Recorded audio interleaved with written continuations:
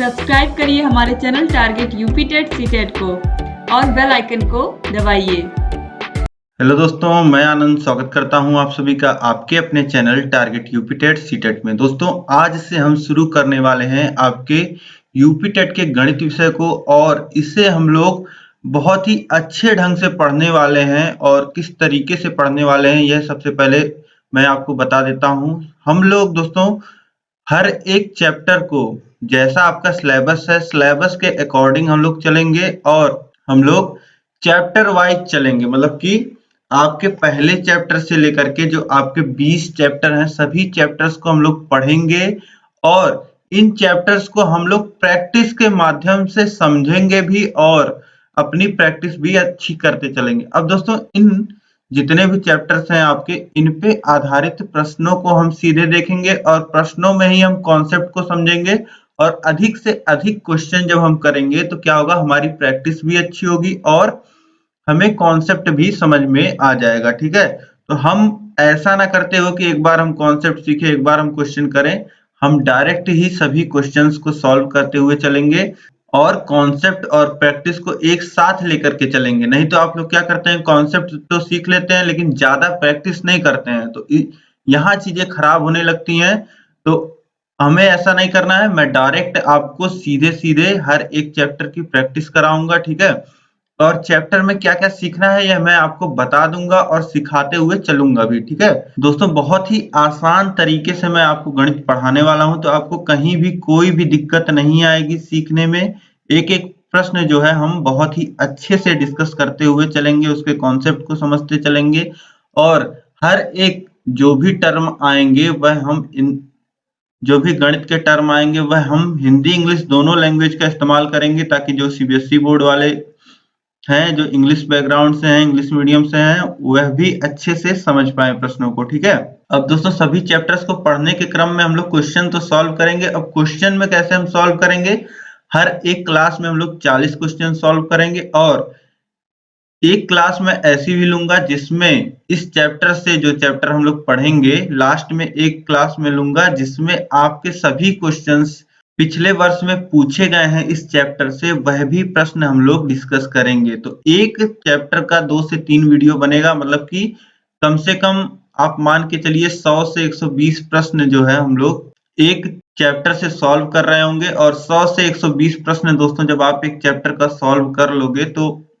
आपका वह चैप्टर बहुत अच्छा हो जाएगा। ठीक है, तो इस तरीके से हम लोग पढ़ते हुए चलेंगे और जहां जरूरत होगी ट्रिक्स की वहां पे मैं आपको ट्रिक्स भी बताऊंगा कि किस तरीके से आप जल्दी सॉल्व कर सकते हैं, क्योंकि यहाँ हमें क्या होगा, ऑब्जेक्टिव क्वेश्चन दिए होंगे और यहाँ पे हमें जल्दी से जल्दी बस उत्तर निकालना है। कॉम्पिटेटिव एग्जाम है तो मैं आपको ट्रिक्स भी बताते हुए चलूंगा। ठीक है, तो आप लोग बस पेशेंस से सभी क्वेश्चंस को मेरे साथ सॉल्व करते हुए चलिएगा और सब कुछ आपका जो यूपी टेट का मैथ है वह बहुत ही बेहतर तरीके से तैयार हो जाएगा इन क्लासेस के बाद। और आप 30 में 30 स्कोर कर लोगे और आपका सबसे सबसे पक्के नंबर है दोस्तों। यह जो 30 नंबर हैं गणित के, यह आपके लिए सबसे पक्के नंबर हैं, क्योंकि मैथ जब आप सीख लोगे तो आप सीधे सॉल्व करके उत्तर ले आओगे और यह आपको कहीं भी कंफ्यूजन वाली बात नहीं रहती है मैथ में। आप सॉल्व करके सीधा सीधा आपको बस नंबर ले लेना है और 30 नंबर यह आपके पूरे एकदम पक्के होंगे। यही दोस्तों 30 नंबर होंगे जो आपको यूपी टेट में अच्छे स्कोर कराएंगे और फिर बाद में जाकर के सुपर टेट में सिलेक्शन भी दिलाएंगे। ठीक है, तो आप लोग मैथ बहुत ही ध्यान से पढ़िए और क्वेश्चंस को मेरे साथ सॉल्व करते हुए चलिए। सभी चैप्टर को हम लोग इसी प्रकार देखेंगे। पहला चैप्टर देखिए, यहाँ पे है आपका संख्याएं एवं संख्याओं का जोड़, घटाना, गुणा, भाग, numbers, addition, subtraction, multiplication and division of numbers. तो आपको पता ही है, अंक शून्य से लेकर के 1 2 3 4 5 6 7 8 9 ये सभी अंक हैं। इन अंकों से संख्याएं बनती हैं। इन संख्याओं का जोड़, घटाना, गुणा, भाग हम लोग करते हैं। तो यही जो बेसिक मैथ्स है वहां से आपका सिलेबस स्टार्ट है, इसी को हमको पढ़ना है। तो चलिए हम लोग क्वेश्चन सब सॉल्व करते चलते हैं। देखिए पहला प्रश्न है, सही संख्या को खाली स्थान पे भरिए। अब यहाँ पे देखिए हमें संख्याएं भरनी है, सही संख्या भरनी है। यहाँ पे देखिए 934 छोटा है किससे, तो यहाँ पे हमें जो संख्या भरनी है वह 934 से बड़ी भरनी है और 98 ग्रेटर देन किससे, 98 किससे बड़ा है, तो यहाँ पे हमें 98 से छोटी संख्या भरनी है। ठीक है, तो 934 से बड़ी संख्या पहले हमें देखना है। तो ऑप्शन ए में देखिए 934 से बड़ा 10 तो होता नहीं है, तो पहला ऑप्शन तो नहीं होगा। ठीक, अब दूसरा ऑप्शन देखिए 935, 934 से बड़ा है। इसी प्रकार 984 जो है वह 934 से बड़ा है, तो यह भी ऑप्शन हो सकता है। और इसके बाद देखिए 936 भी 934 से बड़ा है, तो यह भी ऑप्शन हो सकता है। ठीक, 98 से छोटी संख्या हमको लेनी है, तो 42 जो है वह पहला ऑप्शन तो पहले बार में ही खत्म हो गया। ठीक है, तो ये तो होगा नहीं। अब 98 किससे बड़ा होता है, 99 से, तो नहीं, ये है ऑप्शन बी, ऑप्शन नहीं होगा। इसके बाद देखिए सी ऑप्शन 98 10 से बड़ा होता है। ठीक है, तो यह ऑप्शन देखिए दोनों ही सेटिस्फाई कर रहा है। पहला जो 934 से बड़ी संख्या हमको चाहिए थी वह भी सेटिस्फाई कर रहा है, और जो 98 से छोटी संख्या हमको चाहिए थी वह भी सेटिस्फाई कर रहा है। तो ऑप्शन सी जो हो जाएगा 984, 984, यह सही ऑप्शन हो जाएगा। ठीक, अब इसके बाद आगे देखते हैं।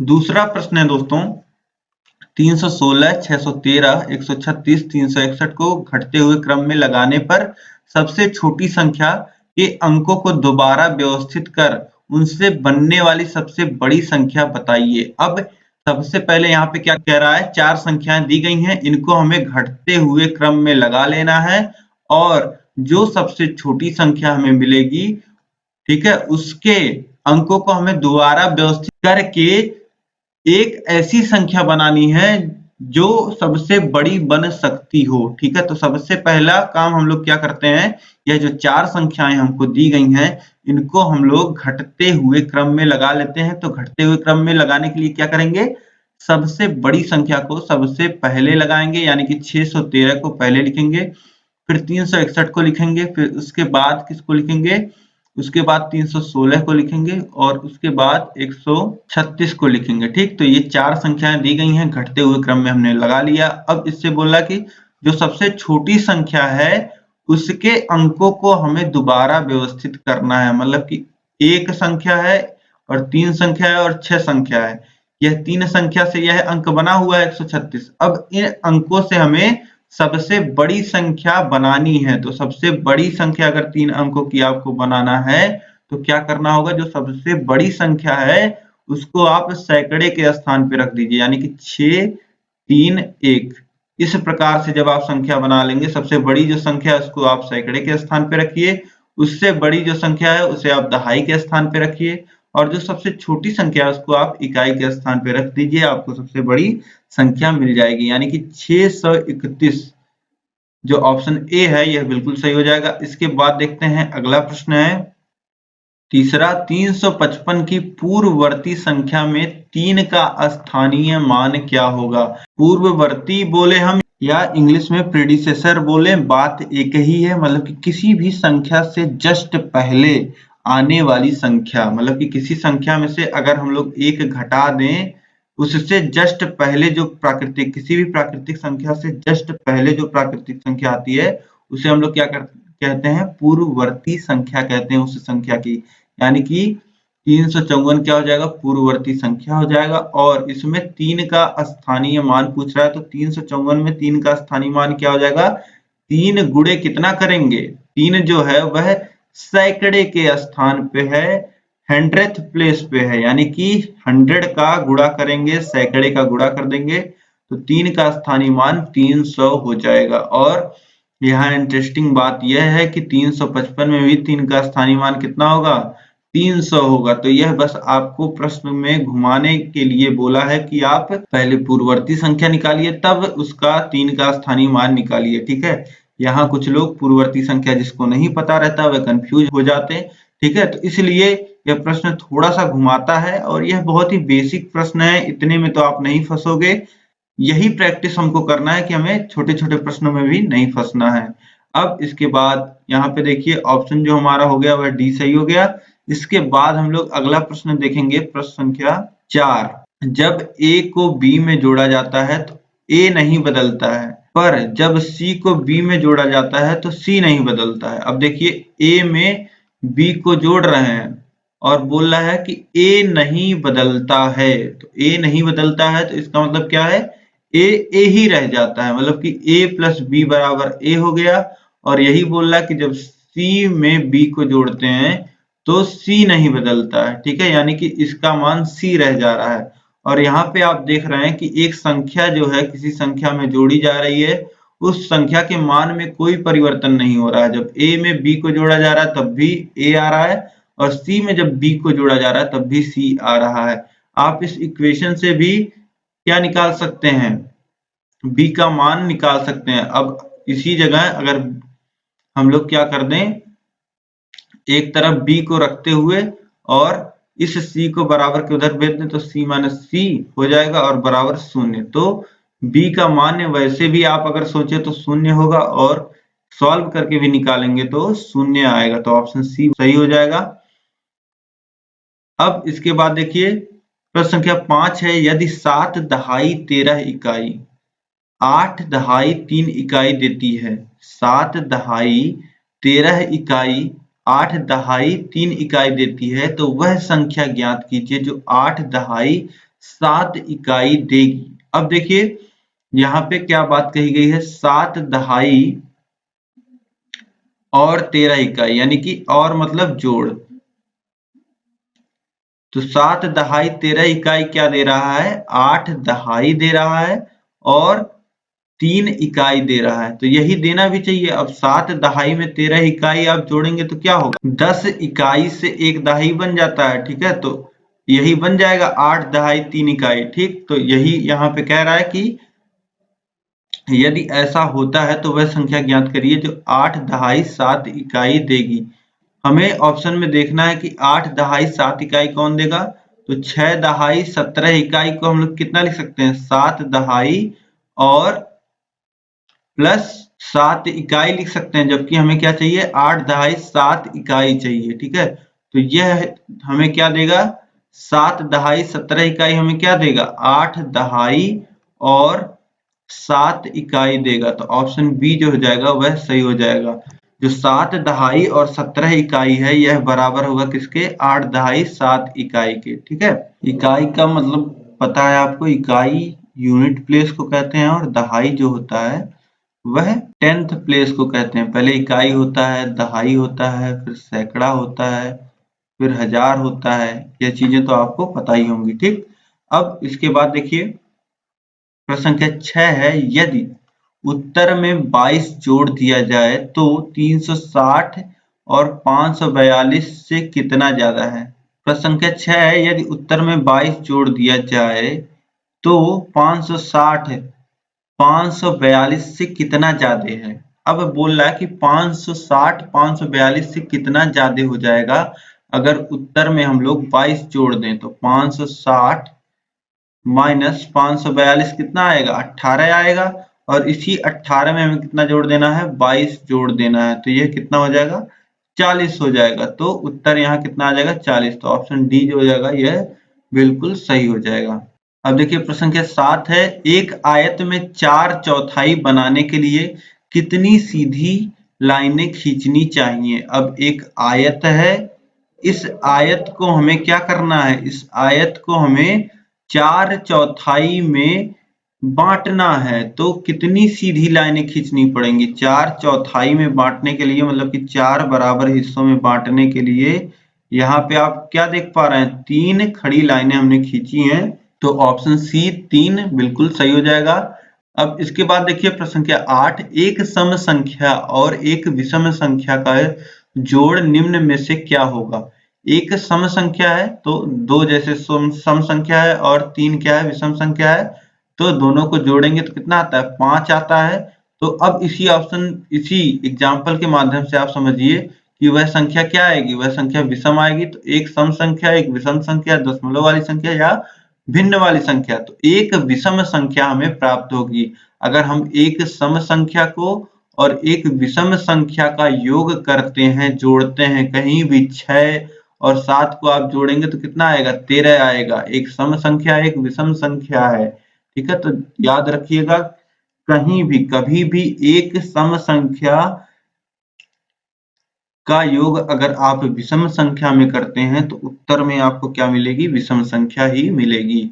अब इसके बाद देखिए प्रश्न संख्या 9 है, 4 अंकों की सबसे छोटी संख्या की पूर्ववर्ती संख्या छांटें। अब यहाँ पे 4 अंकों की सबसे छोटी संख्या की पूर्ववर्ती जो संख्या है उसकी पूर्ववर्ती संख्या हमको निकालना है। तो सबसे पहले 4 अंकों की सबसे छोटी संख्या लिखना है हमें। एक के सामने शून्य लगा देंगे, जब अंक बराबर हो जाएंगे वहीं पे रुक जाएंगे, यानी 1 लिखेंगे और 3 शून्य लिख देंगे तो 4 अंकों की संख्या हमें मिल गई, वही हो जाएगी 4 अंकों की सबसे छोटी संख्या। और इसकी पूर्ववर्ती संख्या क्या हो जाएगा, इसमें से 1 घटा दें तो इसकी पूर्ववर्ती संख्या हमें मिल जाएगी 999, ठीक। 1000 में से 1 घटाया तो 999 आ गया। अब 999 की भी हमें पूर्ववर्ती संख्या निकालना है तो कितना हो जाएगा, 1 और घटा देंगे तो 998 आ जाएगा। यानी कि ऑप्शन डी जो हो जाएगा वह बिल्कुल सही हो जाएगा। 4 अंकों की सबसे छोटी संख्या 1000 की पूर्ववर्ती संख्या हमने निकाल लिया 998, ठीक। यही हमसे पूछा था। अब इसके बाद हम लोग अगला प्रश्न देखते हैं। प्रश्न संख्या 10 है, एक सम संख्या एक विषम संख्या से गुणा करने पर किस तरह संख्या प्राप्त होगी। एक सम संख्या का एक विषम संख्या से गुणा करने पर किस तरह की संख्या प्राप्त होगी। तो सम संख्या का गुणा किया जा रहा है। अब दोस्तों गुणा का मतलब ही होता है कि बार बार जोड़ना। तो आप इसी तरीके से सोच लीजिए कि कोई सम संख्या है 4, उसे हम कितनी भी बार जोड़ दें, 3 बार जोड़ें या 4 बार जोड़ें या 5 बार जोड़ें तो हमें क्या मिलेगा, हमें सम संख्या ही तो मिलेगा। तो सम संख्या को अगर सम संख्या में जोड़ते हैं या गुणा करते हैं सम संख्या में किसी भी सम संख्या का या विषम संख्या का, तो हमें क्या प्राप्त होती है, हमें सम संख्या प्राप्त होती है। आप एग्जाम्पल के माध्यम से सोच लीजिए, यहाँ पे 4 का 3 बार आप जोड़ करेंगे तो 12 आएगा और 4 का 3 एक विषम संख्या में गुणा करेंगे तो भी 12 आता है, ठीक है।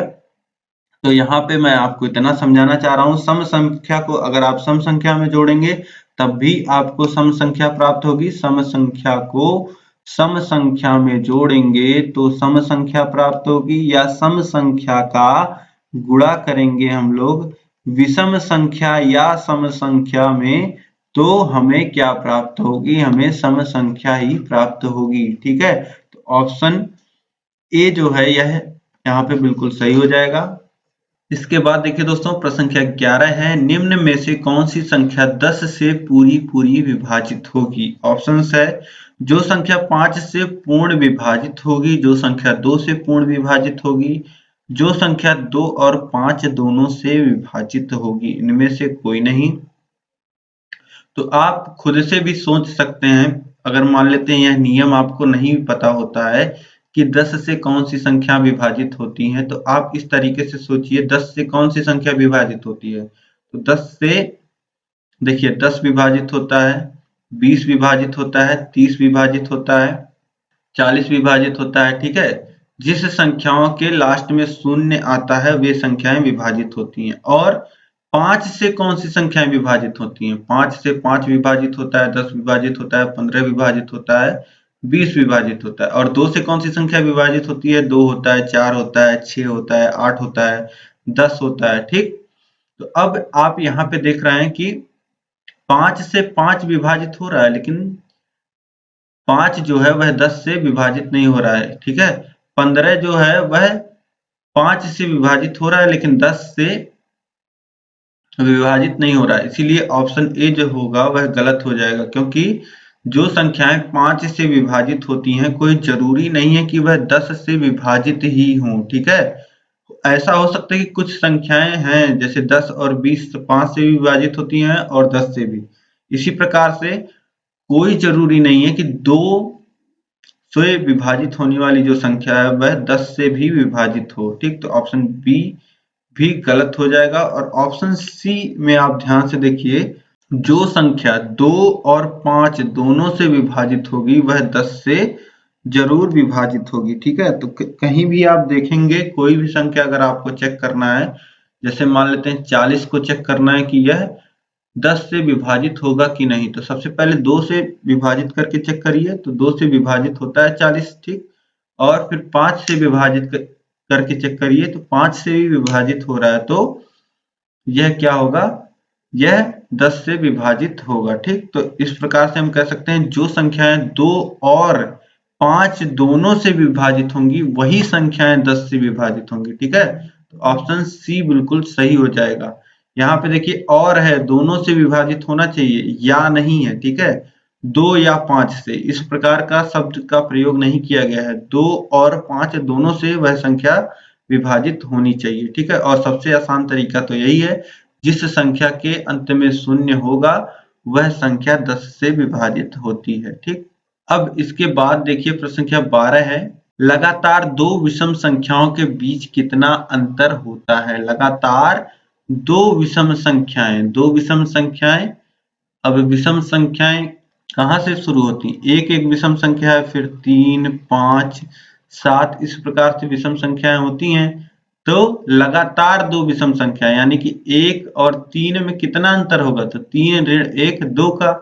इसी प्रकार से लगातार अगर 3 और 5 भी लगातार हैं, तो 5 में से 3 घटाएंगे तो 2, तो अंतर कितने का आ रहा है। अंतर आप लगातार दो विषम संख्याएं जब देखेंगे, 7 देखिए या 9 देखिए, 7 9 देखिए या फिर 13 15 देखिए, तो हमेशा अंतर आपको कितना मिलेगा, 2 का अंतर मिलेगा। तो ऑप्शन सी जो हो जाएगा यह बिल्कुल सही हो जाएगा, लगातार दो विषम संख्याओं का अंतर 2 का होता है। ठीक, इसके बाद देखिए प्रश्न संख्या 13 है, 9 तक की प्राकृतिक संख्याओं में आई विषम संख्याओं का जोड़ कितना होगा। ठीक है, तो 9 तक की प्राकृतिक संख्याओं में आई विषम संख्याएं क्या हो जाएंगी, 1 हो जाएगा, 3 हो जाएगा, 5 हो जाएगा, 7 हो जाएगा और 9 हो जाएगा। यहाँ पे 9 तक की संख्या पूछा है तो इसको जोड़ लीजिए, 9 1 धन 3 कितना हो जाएगा, 4 हो जाएगा, 4 और 5 9 हो जाएगा, 9 7 16 हो जाएगा और 9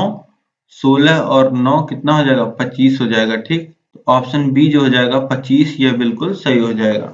इसके बाद देखिए प्रश्न संख्या 14 है, दो अंकों की संख्याओं में कुल कितनी सम संख्याएं होती हैं।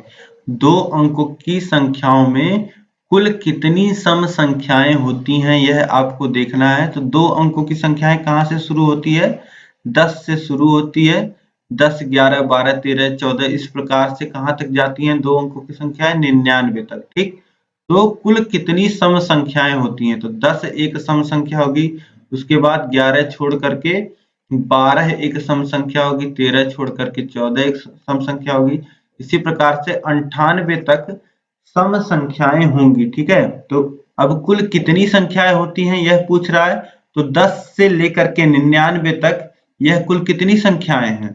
तो 1 से 100 तक की अगर हम लोग बात करें तो 1 से 100 तक में 100 संख्याएं हो गई और 9 संख्याएं हमने इधर छोड़ी हैं और एक संख्या हमने इधर छोड़ी है, मतलब कि 90 संख्या यहाँ 10 से 99 तक में हैं। दो अंकों की कितनी संख्याएं हैं, 90 संख्याएं हैं और इस 90 में से आधी सम होंगी और आधी कितनी होंगी, विषम होंगी। ठीक है, तो 90 का आधा कितना हो जाएगा, 45 सम संख्याएं, 45 विषम संख्याएं। तो ऑप्शन बी जो हो जाएगा 45 वह बिल्कुल सही हो जाएगा। दो अंकों की संख्याओं में कुल 45 सम संख्याएं होती हैं। ठीक है, अब इसके बाद देखिए प्रश्न संख्या 15 है, लगातार दो सम संख्याओं के बीच कुल कितनी संख्या होगी। अब अभी एक प्रश्न आपने देखा था कि दो लगातार विषम संख्याओं के बीच कितना अंतर होता है, तो 2 का अंतर हमने निकाला था। अब उस प्रश्न की भाषा में और इस प्रश्न की भाषा में बहुत अंतर है, आप फिर से ध्यान से पढ़िए। लगातार दो सम संख्याओं के बीच कुल कितनी संख्या होगी, यहाँ पे कितनी संख्या होती है यह पूछा है और वहां पे क्या पूछा था, वहां पे अंतर पूछा था, यानी कि हमें वहां पे सब्ट्रैक्शन करके निकालना था। और यहाँ पे पूछा है कि जैसे दो सम संख्याएं, जैसे 2 हो गया और 2 के बाद 4, 4 के बाद 6, 6 के बाद 8। तो दो सम संख्याओं के बीच में कुल कितनी संख्या होती है? तो 2 और 4 के बीच में कौन सी संख्या आता है? 3 आता है। और यह 3 कितनी संख्या? 3 एक ही संख्या तो है, ठीक है। 4 और 6 के बीच में क्या आएगा? 5 आएगा। 5 कितनी संख्या है? 5 एक संख्या है ना। तो दो सम संख्याओं के बीच में एक विषम संख्या आती है, ठीक है। तो ऑप्शन बी जो हो जाएगा वह बिल्कुल सही हो जाएगा। लगातार दो सम संख्याओं के बीच एक संख्या आती है। अब इसके बाद देखिए प्रश्न संख्या 16 है। समीला कुछ कंचों को एक डिब्बे में दो की जोड़ी बनाकर रख रही है। अंत में वह पाती है कि केवल एक कंचा ऐसा है जिसकी जोड़ी नहीं बनी। समीला के पास शुरुआत में कंचों की संख्या हो सकती है 20, 54, 107, 28। ठीक, तो यहाँ पे बस एक ही बात कही गई है कि अंत में समीला के पास एक कंचा बच जाता है। तो एक कंचा कब बचेगा दोस्तों? जब वह जोड़ा बना बना के रख रही है। तो एक कंचा कब बनने के, जैसे 2 का जोड़ा वह बना बना के रखती गई, ठीक, 2 का जोड़ा वह बना के रखती गई और अंत में एक कंचा बच जा रहा है, ठीक। तो एक कंचा कब बचेगा?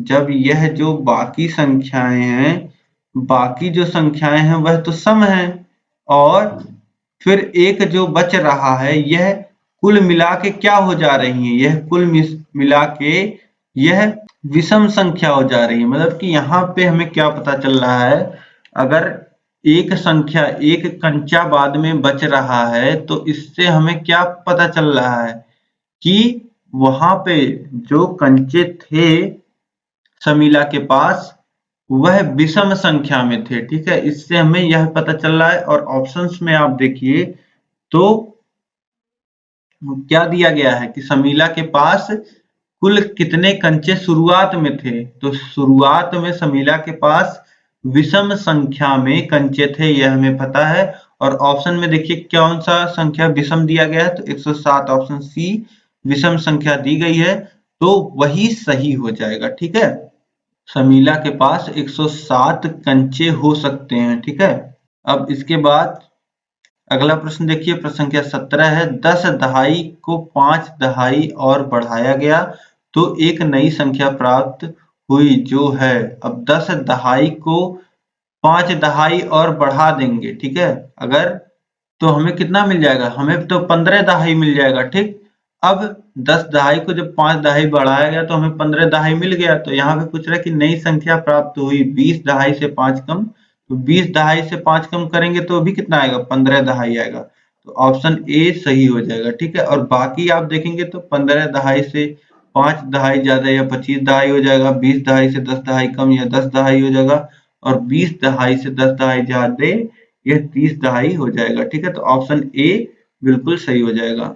इसके बाद देखिए प्रश्न संख्या 18 है। रोहन के पास कुछ कंचे हैं जो कि 3 अंकों की सबसे कम संख्या से एक कम है। उसके दोस्त सोहन ने उससे 2 अंकों की सबसे बड़ी संख्या के बराबर कंचे ले लिए। अब रोहन के पास कंचे होंगे। रोहन के पास कितने कंचे हैं? 3 अंकों के सबसे कम संख्या के 3 अंकों के सबसे कम संख्या जो है, 3 अंकों की सबसे कम जो संख्या है उससे एक कम, यानी कि 100 से एक कम, यानी कि 99 कंचे हैं रोहन के पास। और उसके दोस्त ने उससे कितने कंचे ले लिए? 2 अंकों के सबसे बड़ी संख्या, यानी 2 अंकों की सबसे बड़ी संख्या कितना होता है?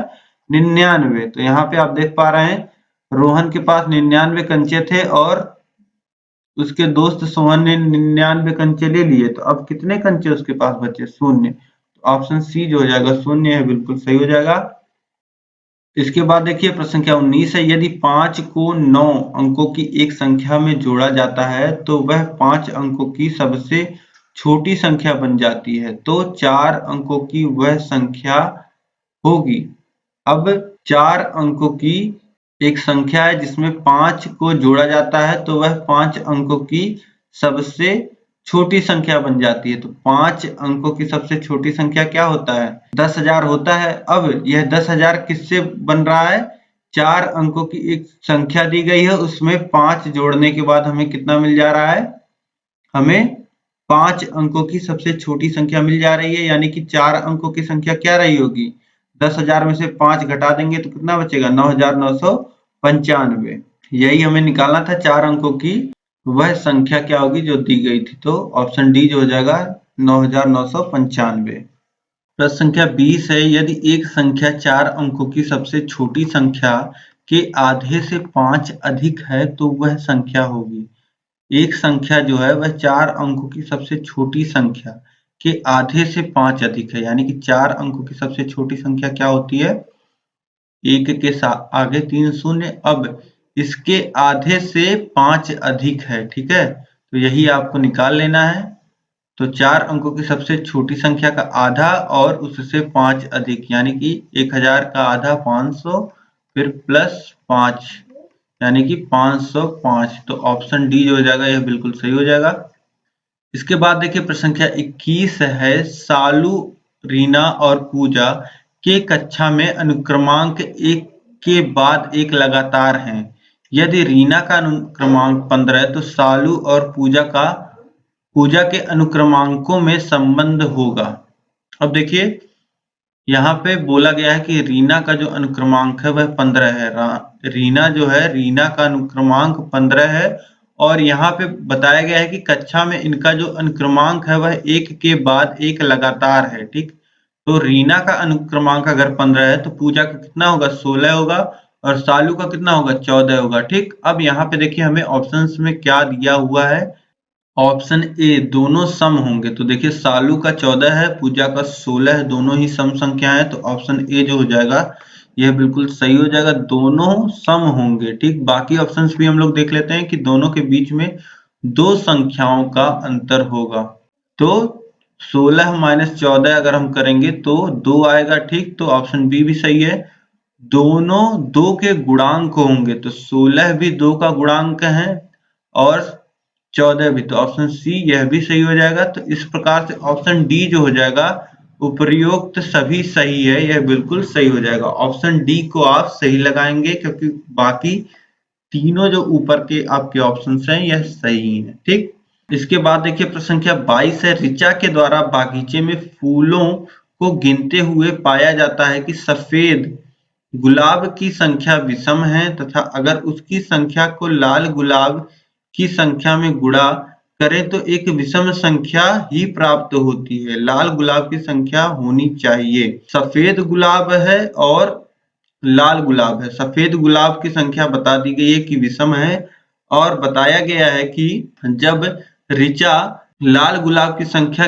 गिन लेती है और उसका गुणा कर देती है सफेद गुलाब में, ठीक है, यानी कि विषम संख्या का वह गुणा करती है एक अननोन संख्या x में, तो उसे क्या मिल रहा है, विषम संख्या मिल रहा है। तो यहाँ पे हमसे क्या पूछा जा रहा है, यहाँ पे हमसे पूछा जा रहा है कि यह जो संख्या है, जो लाल गुलाब की संख्या है वह क्या होगी, विषम होगी, सम होगी, सम या विषम दोनों होगी या सूचना पर्याप्त नहीं है। आपको अगर नहीं पता है कि विषम संख्या का अगर हम लोग सम संख्या में गुणा करें तो हमें क्या मिलता है, या फिर विषम संख्या का विषम संख्या में गुणा करें तो हमें क्या मिलता है, तो आप करके देखिए। जैसे विषम संख्या आप किसको जानते हैं, 3 एक विषम संख्या, इसका गुणा अगर हम सम संख्या 2 में करते हैं तो हमें कितना मिलता है, 6 मिलता है। एक सम संख्या मिलती है, मतलब कि एक विषम संख्या का गुणा अगर हम सम संख्या में करते हैं तो हमें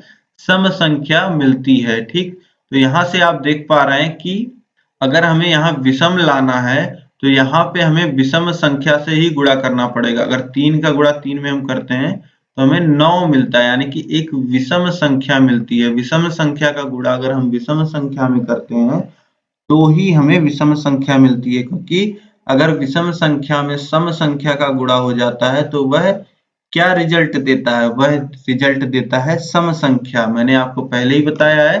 तो विषम संख्या अगर हमें लाना है तो क्या होना चाहिए, विषम संख्या होना चाहिए। तो यहाँ पे आप क्या कंक्लूजन ड्रॉ कर सकते हैं, अगर सफेद गुलाब की संख्या विषम है और लाल गुलाब की गिनती करने के बाद दोनों का गुणा करने के बाद कुल गुलाब विषम आ रहे हैं संख्या में, तो जो लाल गुलाब की संख्या होगी वह भी क्या होगी, विषम होगी। तो ऑप्शन ए जो हो जाएगा यह बिल्कुल सही हो जाएगा।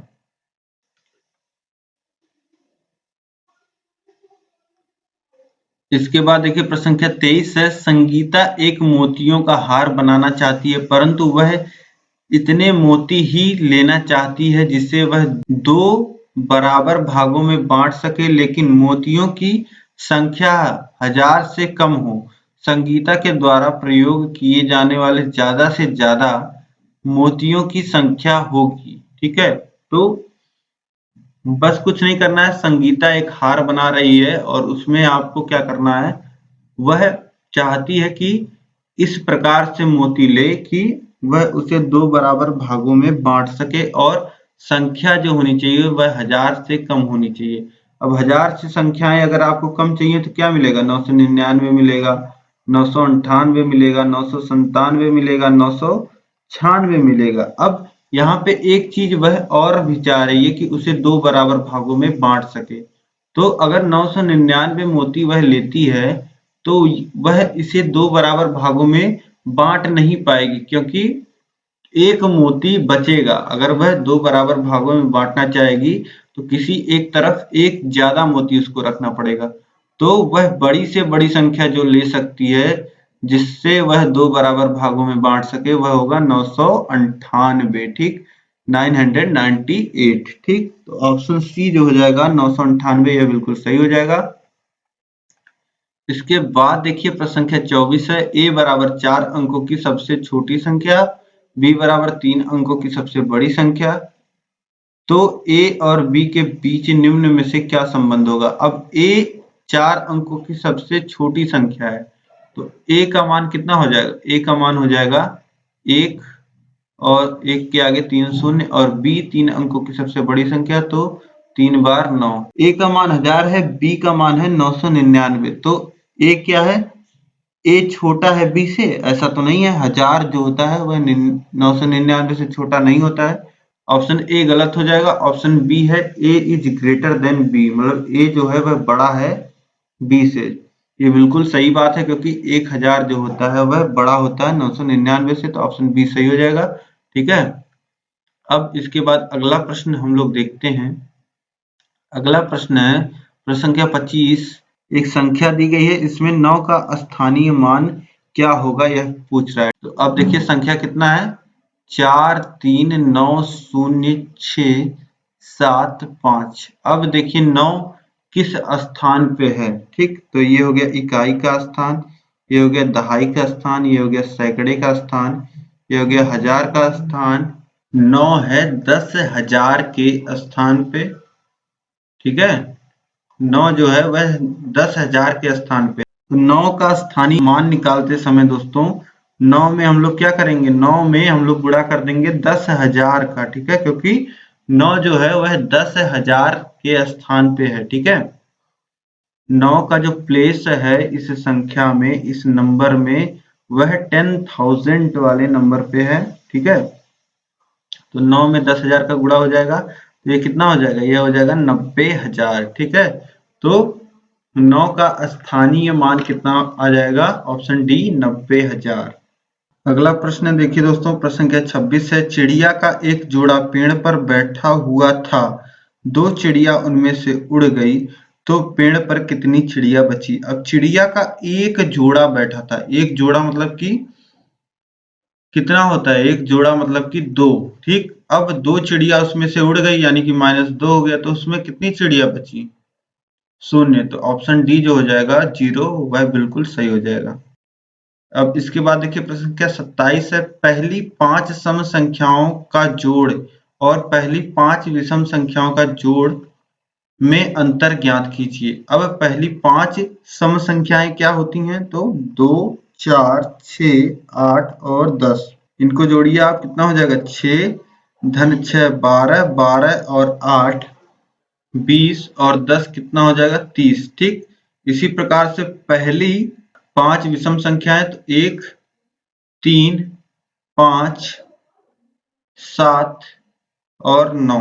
ठीक, यह पहली 5 विषम संख्या है, तो 4 और 5, 9, 9, 7, 16, 16 और 9 कितना हो जाएगा?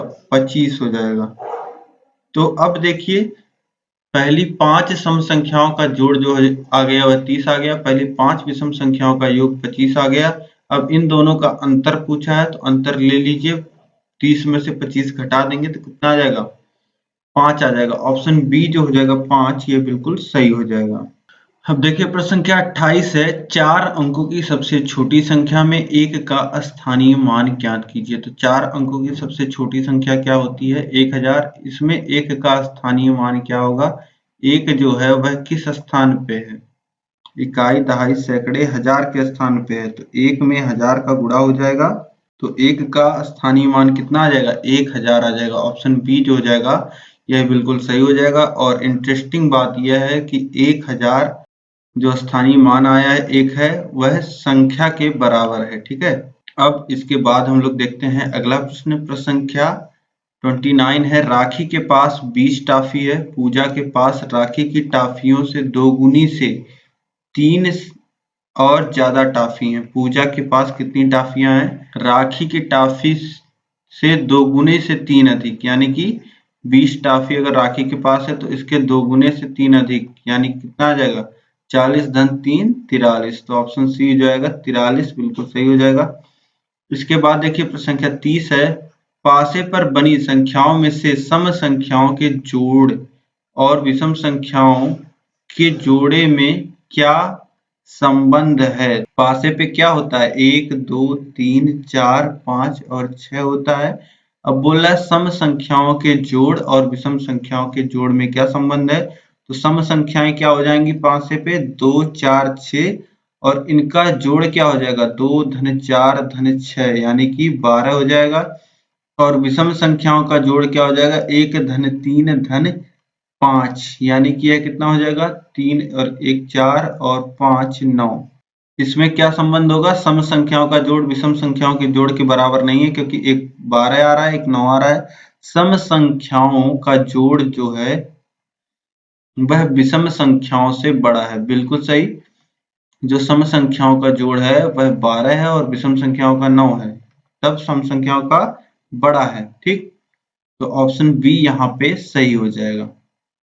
इसके बाद देखिए प्रश्न संख्या 31 है, 12 गुणे 35 के गुणा में इकाई और दहाई की संख्या में अंतर ज्ञात करो। ठीक, अब 12 के गुणा हम लोग 35 में कर लेते हैं। 35 में गुणा करेंगे 12 का, तो 12 25 60 के शून्य और 12 त्रिक 36, 6 कितना हो जाएगा?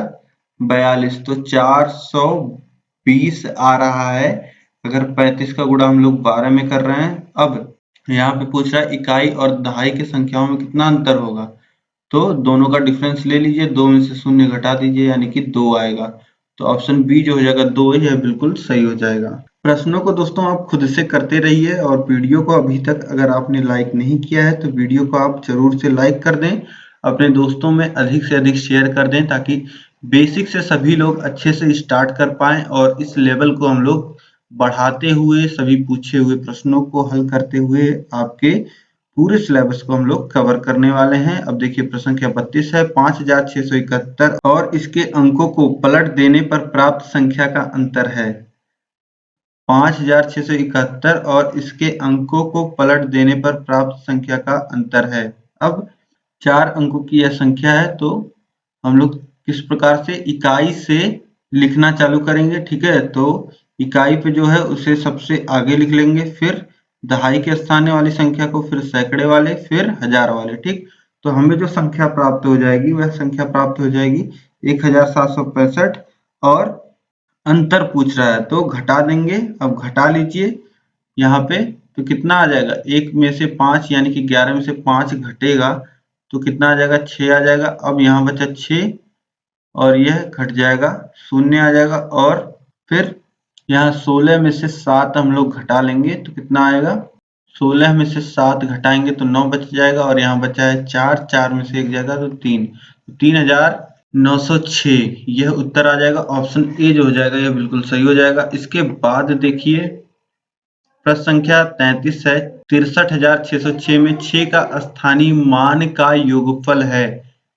63,606 606 में 6 का स्थानीय मान। अब देखिए इस संख्या में 6 3 बार आ रहा है, तो यहाँ पे जब इकाई के स्थान पे आ रहा है तो 6 का मान कितना होगा, 6 होगा। और जब सैकड़े के स्थान पे आ रहा है तो 6 का मान कितना होगा, 600 होगा। और जब 1000 10,000 10,000 वाले स्थान पे आ रहा है तो कितना होगा, 6 का मान 10,000 से गुणा हो जाएगा, तो ये हो जाएगा 60,000 इसकी वैल्यू हो जाएगी। अब तीनों को जोड़ लेंगे तो ये 60,000 60,600 और 60,606 यह वैल्यू हमें मिल जाएगी। तो यहाँ पे ऑप्शंस आप देख पा रहे हैं सही नहीं दिया गया है, या तो ऑप्शन सी में यहाँ पे इन्होंने लिख दिया होता, दोनों 6 के बीच में शून्य डाल दिया होता, या यहाँ पे एक शून्य इन्होंने घटा दिया होता, तो ऑप्शन सही हो जाता। लेकिन यहाँ पे जो रियल मान जो आ रहा है, हमारा उत्तर आ रहा है, वह आ रहा है 60,606। ठीक है, तो यहाँ पे कोई ऑप्शन सही नहीं दिया गया है, तो हम कोई नहीं लगाएंगे। इसके बाद देखिए प्रश्न संख्या 34 है दोस्तों, संख्या 49,532 का सन्निकट हजारवां भाग होगा। तो सन्निकट हजारवां भाग, सन्निकट मतलब होता है कि किसी भी संख्या को हम लोग अप्रोक्सीमेट वैल्यू उसका निकालते हैं और संख्या के अंत में शून्य शून्य आ जाता है। ठीक है, तो कितना शून्य लाना है और किस तरीके से लाना है यह इस पे डिपेंड करता है। देखिए हजारवां भाग बोला है, मतलब कि अब शुरू से आप समझिए, अगर 10वां भाग से होता है, 10वां भाग अगर बोलता है, 10वां भाग बोलेगा तो लास्ट का आपको एक अंक देखना रहेगा। ठीक, अगर 100वां भाग बोलता है, 100वां या सैकड़ा भाग बोलता है तो 2 अंक आप देखिएगा। और अगर हजारवां आपसे बोलता है, अगर हजारवां भाग आपसे बोलता है तो आपको अंत के 3 अंक देखने हैं। तो यहाँ पे आपको अंत के कितने अंक देखने हैं, 3 अंक यहाँ पे देखने हैं। ठीक, तो 49,532 में 3 अंक आप लास्ट के देखिए तो यह 532,000 के करीब है या फिर शून्य के करीब है। तो 532 जो है वह 1000 के ज्यादा करीब है, क्योंकि 532 इसकी दूरी शून्य से है और 1000 से कम दूरी है इसकी। ठीक है, तो हम क्या करेंगे, इस सभी के जगह पे शून्य लिख देंगे और इससे अगला जो है उसमें एक जोड़ देंगे। ठीक है, तो 49 9 में एक जुड़ जाएगा तो ये हो जाएगा, 49 में एक जुड़ेगा तो 50 हो जाएगा और बाकी की जगह हम शून्य लिख देंगे। ठीक है, आप समझ गए। सन्निकट में हम लोग क्या करेंगे, अगर यहीं पे अगर दोस्तों बोला होता कि 100वां, अगर 100वां बोला होता, इसी संख्या में अगर बोला होता 49,532 में 100वां सन्निकट मान, हम तो लास्ट के 2 देखते और उसके बाद देखते कि 32 जो है वह 100 से दूर है, मतलब कि इसे हमें बस शून्य शून्य लिख देना, हमें कुछ जोड़ना नहीं रहेगा 5 में, क्योंकि यह शून्य के करीब में है, 100 के नहीं। ठीक है, तो ये हो जाता 49,500। ठीक, तो ये हो जाता। लेकिन अभी हमारा जो उत्तर आएगा, हजारवां भाग जब बोला है तो ये आ जाएगा 50,000। ठीक, तो ऑप्शन बी जो हो जाएगा यह बिल्कुल सही हो जाएगा। इसके बाद देखिए प्रश्न संख्या 35 है, वह छोटी से छोटी संख्या कौन सी है जिसे 8 9 12 15 से भाग देने पर हर दशा में एक शेष बचे। अब यह देखिए आपके नेक्स्ट चैप्टर से एक क्वेश्चन आ गया है यहाँ पे। तो यहाँ पे कुछ नहीं, सिंपली 8 9 12 और 15 का अगर हम लोग लासा ले लेंगे तो हमें मिल जाएगा वह छोटी से छोटी संख्या। यह नेक्स्ट चैप्टर में मैं आपसे और अच्छे से डिस्कस करूंगा। यहाँ पे आप उत्तर जान लीजिए बस किस प्रकार से आपको हल करना रहता है कि 8 9 12 और 15 का अगर आप लासा ले लेंगे तो यहाँ पे आपको क्या मिल जाएगा, 360 मिल जाएगा। और यहाँ पे क्या बोला है कि एक शेष बचना चाहिए, तो इसी में एक जोड़ दीजिए तो हमें वह छोटी से छोटी संख्या मिल जाएगी, तो ये आ जाएगा 361। ठीक, इस क्वेश्चन के लिए आप परेशान मत होइएगा, नेक्स्ट चैप्टर में ऐसे आपको बहुत सारे प्रश्न मिलेंगे, वहां मैं और अच्छे से एक्सप्लेन आपको करूंगा। अब इसके बाद देखिए प्रश्न संख्या 36 है, इनमें से छोटी संख्या कौन सी है। इनमें से छोटी संख्या कौन सी है, तो यहाँ पे आपको बताना है कि सबसे छोटी संख्या कौन सी है। तो यहाँ पे देखिए 70,707 दिया है और यहाँ पे 70,077 दिया है और यहाँ पे 70,770 दिया है और यहाँ पे 70,070 दिया है। तो सबसे छोटी संख्या यही है 70,070। ठीक, 70,070 फिर उसके बाद देखिए हमें दिया हुआ है 70,000, यह एक संख्या है। इसके बाद 70,077 भी एक संख्या दिया गया है, और इसके बाद एक संख्या दिया गया है 70,707, और इसके बाद एक संख्या और है, वह है 70,770। ठीक है, यह 4 संख्याएं दी गई हैं, इनको हमने क्रम में लगा लिया, तो सबसे छोटी संख्या जो है वह है 70,070। तो यहाँ पे ऑप्शन डी जो हो जाएगा यह बिल्कुल सही हो जाएगा। इसके बाद अगला प्रश्न हम लोग देखते हैं। प्रश्न संख्या 37 है, 6 से विभक्त होने वाली 3 अंकों की संख्या है। अब यहाँ पे अगर 6 से विभक्त होने वाली संख्या हमको निकालना है, तो हमें वह संख्या देखना होता है जो 2 और 3 इन दोनों से विभक्त हो जाए। तो 149 तो विषम संख्या है, 2 से विभक्त नहीं होगी। और 150 देखते हैं, तो 150 जो है वह 2 से विभक्त हो जाता है और 3 से भी विभक्त हो जाता है। तो 150 जो होगा वह 6 से विभक्त होगा। ठीक, 151 विषम संख्या है और जो 166 है यह 3 से विभक्त नहीं होता है। ठीक, तो यहाँ पे ऑप्शन बी जो हो जाएगा 150, ये बिल्कुल सही हो जाएगा। 6 अंकों से विभक्त होने वाली 3 अंकों की संख्या। अब इसके बाद अगला प्रश्न देखिए, प्रश्न संख्या 38 है, 3 संख्याओं का औसत 12 है, 2 संख्याएं 13 और 15 है, तो तीसरी संख्या। अब मान लेते हैं 13, 15 और तीसरी संख्या x है, इन तीनों का जो औसत है वह 12 है। ठीक, तो अब 3 का तिर्यक गुणा हो जाएगा उधर, तो 13 और 15 और धन x बराबर कितना हो जाएगा, 12 त्रिक 36, और x बराबर अगर लिखना चाहें तो 13 और 15 28 हो जाएगा। 36 में से 28 आप घटा लीजिए, आपको कितना मिल जाएगा, आपको मिल जाएगा 8। तो ऑप्शन बी जो हो जाएगा 8, यह बिल्कुल सही हो जाएगा। जो तीसरी संख्या होगी वह 8 होगी। इसके बाद देखिए प्रश्न संख्या 39 है, रोमन संख्या पद्धति में 50 को प्रदर्शित करते हैं। तो रोमन संख्या में 50 को हम लोग L से प्रदर्शित करते हैं। ऑप्शन बी बिल्कुल सही हो जाएगा। इसके बाद देखिए 40 नंबर प्रश्न है, 11 से भाज्य संख्या है। तो यहाँ पे ऑप्शन में 4 संख्याएं हमको दी गई हैं, इनमें से 11 से कौन संख्या विभाजित होगी यह हमें देखना है। अब यह चेक करने के लिए दोस्तों हम कैसे चेक करते हैं, यह आप देख लीजिए। जैसे पहला जो संख्या दिया गया है वह हमको दिया गया है 7, 2, 8, 4, 3, 4, 2। अब हम लोग देखते हैं कि इवन प्लेसेस पे कौन से अंक आ रहे हैं और ऑड प्लेसेस पे।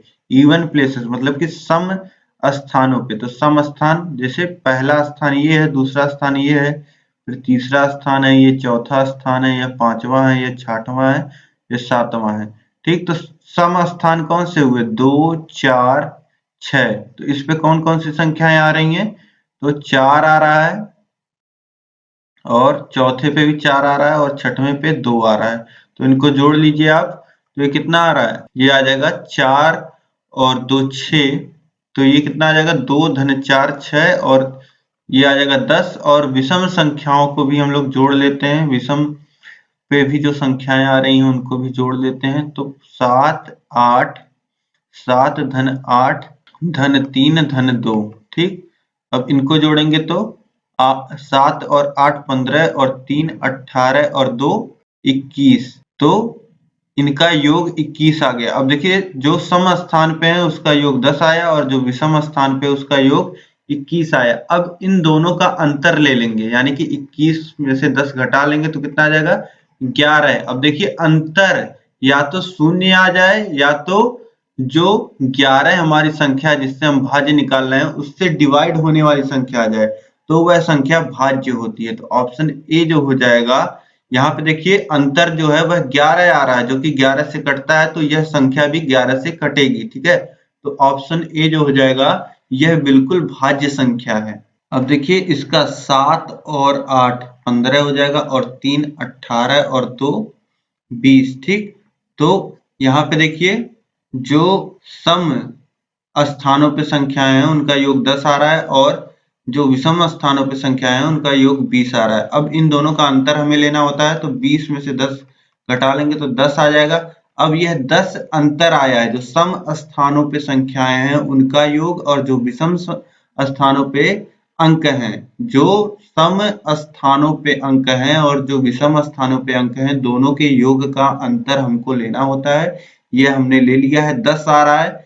अब अगर संख्या 11 से कट रही होती तो जो योग आता, योग का जो अंतर आता वह या तो शून्य आता या तो ऐसी संख्या आती जो 11 से कटती। तो इस वजह से अब ये जो 10 है वह 11 से नहीं कटता है, तो यह संख्या जो होगी वह 11 से नहीं कटेगी। ठीक है, तो ऑप्शन ए गलत हो जाएगा। इस प्रकार से आप चेक करोगे तो यहाँ पे आपको ऑप्शन सी जो है यह सही मिलेगा। यह जो संख्या होगी, ऐसे भी आप चेक कर सकते हो, 8 4 3 2 6 4 4। ठीक, इस प्रकार से आप चेक करते हो तो 7 से पहली बार 7 बार में कटेगा तो 77 और बचेगा यहाँ पे क्या 7। ठीक, फिर 7 बचा तो उसके बाद यहाँ पे हो जाएगा 73। 73 से फिर हम लोग 11 को काटेंगे तो 6 बार जाएगा 66 और 73 यहाँ पे फिर 7 बचेगा, फिर 66 कटेगा तो यहाँ पे 6 बचेगा